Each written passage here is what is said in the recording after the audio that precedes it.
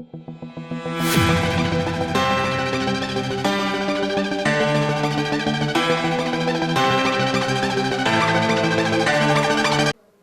सो अभी article number 23 Stokes law क्या है? ओके, तो इसको समझने के लिए पहले हम फिगर ड्रॉ करेंगे कि एक वेसल है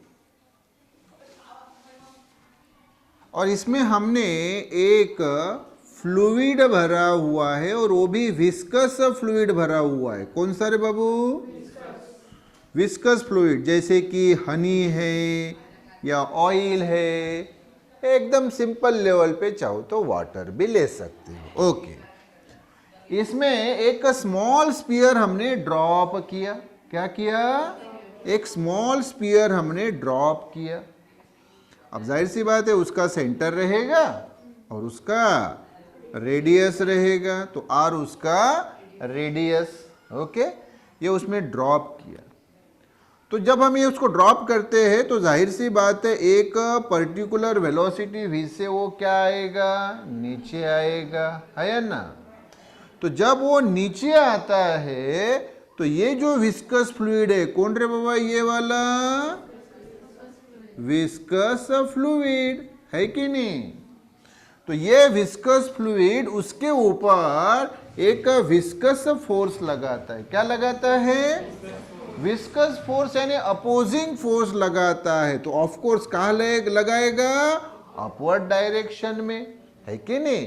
क्योंकि स्पीयर उस विस्कस फ्लूइड में डाला, वो नीचे आने का प्रयत्न कर रहा है वी इतने वेलोसिटी से। तो ये विस्कस फ्लूइड उसके ऊपर क्या लगाएगा? एक विस्कस फोर्स लगाएगा। विस्कस फोर्स यानी अपोजिंग फोर्स लगाएगा। यस, हाँ, तो वो अपोजिंग फोर्स कितना रहता है और वो किसके ऊपर डिपेंड रहता है, ये हमें ये लॉ बताता है। यस, तो देखो क्या फिर लॉ?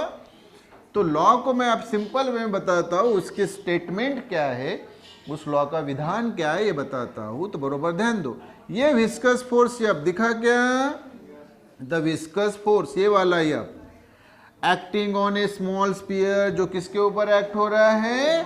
स्मॉल स्पीयर के ऊपर। फॉलिंग थ्रू ए फ्लूइड, जो ये स्पीयर क्या हो रहा है? एक फ्लूइड में फॉल हो रहा है। देखो ऐसा नीचे आ रहा है, तो falling through a fluid, fluid यानी वो मीडियम, ये विस्कस फ्लूइड। तो ये जो फोर्स है viscous force, opposing force, is directly proportional to, क्या रहता है? डायरेक्टली प्रोपोर्शनल रहता है तीन बातों को। कितने बातों को? तीन बातों को। पहला, रेडियस ऑफ द स्पीयर, ये रेडियस स्पीयर का रेडियस, ये स्पीयर का रेडियस। दूसरा, इट्स अ वेलोसिटी भी, उस स्पीयर की खुद की वेलोसिटी, जिस वेलोसिटी से वो नीचे आ रहा है। और तीसरा, coefficient of viscosity of the fluid, इस फ्लूइड की अपनी कोएफिशिएंट ऑफ विस्कोसिटी, ईटा। ये सिंबल क्या है मालूम है ना आपको? ईटा से डिनोट किया जाता है। ओके, तो मैथमेटिकली अगर हम इसको देखें तो क्या होगा? ये F force is directly proportional to ये ईटा, ये आर और ये वी। तो F is directly proportional to eta into R into V. Therefore अगर ये प्रोपोर्शनलिटी हम हटाए और इक्वल टू लिखे, जो कि आपका कंसेप्ट मालूम है आपको प्रोपोर्शनलिटी का, y directly proportional to x, therefore y equal to, तो ये प्रोपोर्शनलिटी हटा के इक्वल टू लिखा, इसलिए क्या लिखना पड़ा? के कांस्टेंट, कांस्टेंट ऑफ प्रोपोर्शनलिटी। हाँ, तो यहाँ यह प्रोपोर्शनलिटी की जगह इक्वल टू, ये कांस्टेंट के, और ये ईटा आर वी वैसे ही।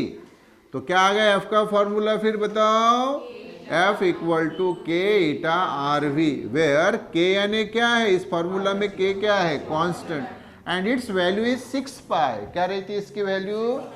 फिर बताओ ये फार्मूला क्या हो जाएगा? देयरफॉर F इक्वल टू के की वैल्यू 6 पाई और ये ईटा आर वी, ये है फॉर्मूला इस स्टोक्स लॉ का। तो फिर से बताओ क्या स्टेटमेंट? कि ये विस्कस फोर्स जो किसके ऊपर एक्ट हो रहा है? Acting on a small sphere. कौन सा sphere? Falling through a fluid, जो इस फ्लूइड में फॉल हो रहा है, नीचे नीचे जा रहा है, वो force is directly proportional to, किसको डायरेक्टली प्रोपोर्शनल होता है? ये तीन टर्म को, स्पीयर का खुद का रेडियस, स्पीयर की खुद की वेलोसिटी, जिस वेलोसिटी से वो फॉल हो रहा है, और ये फ्लूइड जो है उसका कोएफिशिएंट ऑफ विस्कोसिटी। और ये फॉर्मूला याद रखो, क्या है वो? विस्कस फोर्स यानी opposing force 6 pi eta R V. Okay.